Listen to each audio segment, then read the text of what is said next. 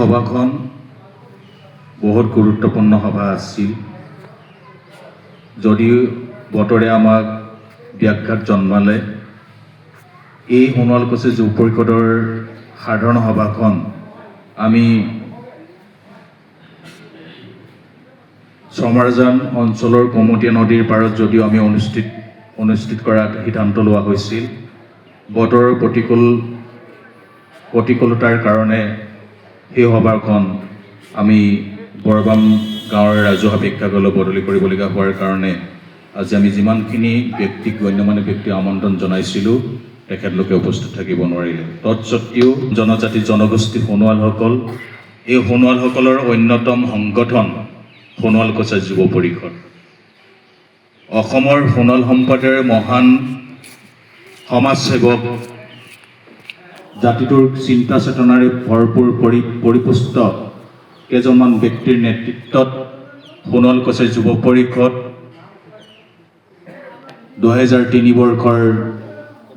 বৰ্ষতে ৰূপাই চাইডিং অঞ্চলত, তিনিচুকীয়া জিলাৰ ৰূপাই চাইডিং অঞ্চলত সোণোৱালকুছি যুৱ পৰিষদ জন্ম হৈছে।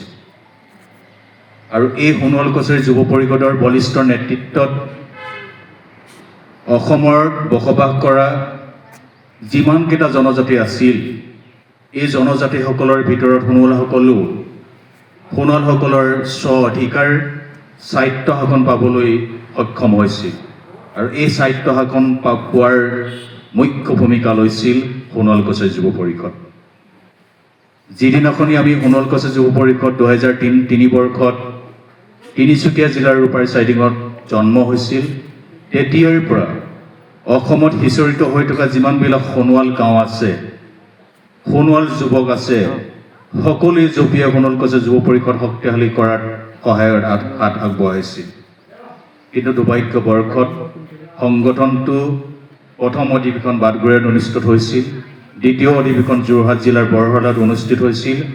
যোৰহাট জিলাৰ বৰহলাত অধিৱেশন অনুষ্ঠিত হোৱাৰ পাছৰ পৰা কিবা কাৰণবশত সংগঠনটো প্ৰায় 15টা বছৰ নিষ্ক্ৰিয় ৰূপত অৱতীৰ্ণ হৈছিল। শ্ৰদ্ধাৰ ৰাইজ, আপোনালোকে জানে, এটা জাতিক আগুৱাই নিবলৈ হ'লে, এটা জনগোষ্ঠীক আগুৱাই নিবলৈ হ'লে জাতিটোৰ জনগোষ্ঠীটোৰ সংগঠন খুবেই দৰকাৰী। সংগঠনৰ অবিহনে এটা জাতি এটা জনগোষ্ঠী কেতিয়াও আগুৱাই যাব নোৱাৰে। আৰু আমি দেখা পালোঁ, যদিও আপোনাৰ 15টা বছৰ বা 17টা বছৰ সোণোৱালকুছি যুৱ পৰিষদ নিষ্ক্ৰিয় হৈ আছিল, আমাৰ সোণোৱাল জনজাতি জনগোষ্ঠীটোৰ কাৰণে যিকেইটা সংগঠনে আমাৰ জাতিটোক নেতৃত্ব দিয়া আছিল আৰু বৰ্তমান সময়ত কি ধৰণে নেতৃত্ব দিছে মই নকলেও আপোনালোকৰ চকুত আপোনালোকে প্ৰতিচ্ছবি দেখা পাইছে। সিদিনা আমাৰ সোণোৱালৰ অগ্ৰজ ব্যক্তিসকলে অৱসৰপ্ৰাপ্ত কৰ্মচাৰীয়ে হওক, কাম কৰি থকা আপোনাৰ কৰ্মচাৰীয়ে হওক, সকলোৰ সিদ্ধান্ত মৰ্মে, আলোচনা মৰ্মে প্ৰয়োজনবোধ কৰিলে যে সোণোৱাল জনগোষ্ঠীটোক যদি জীয়াই ৰাখিবলৈ হ'লে, সোণোৱাল জনগোষ্ঠীটোক আগবঢ়াই নিবলৈ হ'লে, তেতিয়াহ'লে কিন্তু সোণোৱালকুছি যুৱ পৰিষদ পুনৰ প্ৰয়োজনীয়তা আহি পৰিছে। যেতিয়া আমি অগ্ৰজ ব্যক্তিসকলৰ কেইখন সোণোৱাল গাঁও আছে, তাৰ পৰা বচা কিছু ব্যক্তি যিসকলে জাতিটোক ভাল পায়, যিটো জাতিটোৰ আগুৱাই নিব বিচাৰে, তেনেকুৱা ব্যক্তিসকলৰ লগ লাগি এটা প্ৰীতিভোজ আকাৰে আমি সোণোৱালকুছি যুৱ পৰিষদ ধেমাজি জিলা সমিতিৰ তদন্ত সমিতিখন গঠন কৰিছিলোঁ। আৰু সেই তদন্ত সমিতিখনৰ সভাপতি হিচাপে আজিৰ সভাৰ সভাপতি শ্ৰীযুত দিগন্ত সোণোৱাল ডাঙৰীয়াক, আৰু সম্পাদক হিচাপে বিনন্দ সোণোৱাল ডাঙৰীয়াক, আৰু কাৰ্যকৰী সভাপতি হিচাপে সত্য হাজৰিকা ডাঙৰীয়াক সমীক্ষা কৰি উপসভাপতি আৰু সদস্য এনেকৈ আমি এখন তদন্ত কমিটি গঠন কৰিছিলোঁ। আৰু সেই তদন্ত কমিটিখনৰ নেতৃত্বত ধেমাজি জিলাৰ অন্তৰ্গত যিমানকেইখন আঞ্চলিক সমিতি আছে, সেই আঞ্চলিক সমিতিৰ আমি তদন্ত হিচাপে আমি গঠন কৰিছোঁ। তেওঁলোকক শ্ৰদ্ধা নিবেদিছোঁ। শ্ৰদ্ধাৰ বিভিন্ন অঞ্চলৰ পৰা অহা সোণোৱালবাসী ৰাইজ, জাতিটোক ভাল পোৱা, আদৰ্শক ভাল পোৱা সোণোৱালবাসী ৰাইজ, আপোনালোকে জ্ঞাত একটা শক্তিশালী সংগঠন গঢ়ি তুলিবলৈ হ'লে এটা শক্তিশালী সহমত প্ৰয়োজন আছে। এটা শক্তিশালী জাতি গঠনৰ কাৰণে এটা শক্তিশালী সংগঠন গঢ়ি তুলিব লাগিব। আৰু এটা শক্তিশালী সংগঠন গঢ়ি তুলিবলৈ হ'লে কিন্তু জাতিক ভাল পাব লাগিব। যিদিনাখন আপুনি জাতিক ভাল পাব সেইদিনা আপুনি জাতিটোৰ কাৰণে উদ্ধত থাকিব পাৰিব। আপোনালোকে জানে আমি সোণোৱাল জনগোষ্ঠীটো পদে পদে আমি পিছ পৰি গৈছোঁ। আমি লাঞ্ছিত বাঞ্ছিত হৈছোঁ। আমি অৰ্থনৈতিকভাৱে আমি একেবাৰে পিছপৰা জনগোষ্ঠীটি জনজাতিটো হৈছোঁ সোণোৱাল জনজাতি। আমি আৰ্থিকভাৱে একেবাৰে পিছপৰা জনগোষ্ঠীটো হৈছোঁ সোণোৱাল জনগোষ্ঠী। আমি ৰাজনৈতিকভাৱে একেবাৰে পিছপৰা জনগোষ্ঠীটো হৈছোঁ সোণোৱাল জনগোষ্ঠী।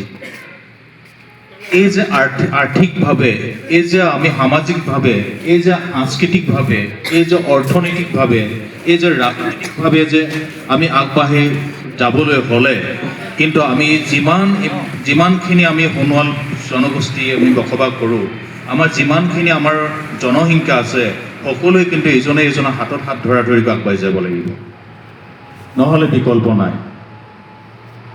আপোনাৰ একেজন ব্যক্তিকে আপোনাৰ এণ্ট্ৰিম কাউন্সিল কাৰ্যকাল বৃদ্ধি কৰি কৰি কৰি কৰি কৰি তেখেতলোকক পৰিচালনা কৰাৰ এটা সুযোগ দিছে।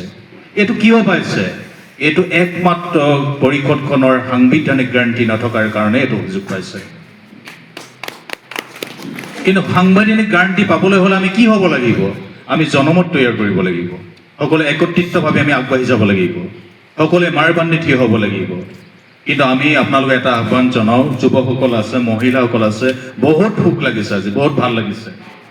নিজৰ কামো নিউচি আপোনালোকে ইয়াত উপস্থিত হৈছেহি কৰিছোঁ।